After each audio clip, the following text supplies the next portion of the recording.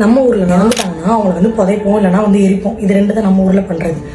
But எஜிப்தில் என்ன பண்ணியிருக்கேன் அப்படின்னா, இறந்தவங்களை வந்துட்டு 70 நாள் வந்து பதப்படுத்தி வச்சு அவங்க கிட்ட இருக்கிற அந்த பார்ட்ஸ் இருக்குல்ல, லங்ஸு, ஸ்டொமக்கு, அப்புறம் வந்து கிட்னி, இதெல்லாம் வந்து முதல்ல எடுத்துருவாங்க.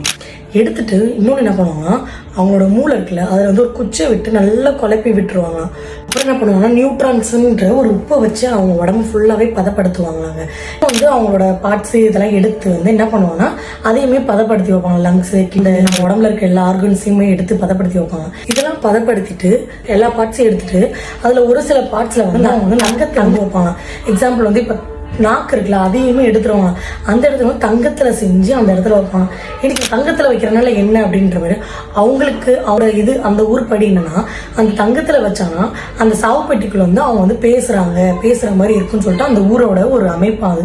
அதனால வந்து அதில் இருக்கிற ஏதோ ஒரு பார்ட்ஸை அது எல்லாமே எடுத்ததுக்கப்புறம் அந்த பார்ட்ஸில் ஒரு தங்க மாரி அதுமாரி செய்வாங்களாம். செஞ்சு அவங்க நாக்கில் அந்த மாதிரி நாக்குனே வச்சுக்கோங்க, நாக்கில் வச்சுக்கிட்டு அவங்கள அந்த சாவுப்பட்டிக்குள்ளே திருப்பி வச்சுட்டு அப்புறம் அங்கே இருக்கிற கிளாத்தை வச்சு உடம்பு ஃபுல்லாகவே சுற்றிட்டு கிளாத்தால் கட்டியிருக்காங்க.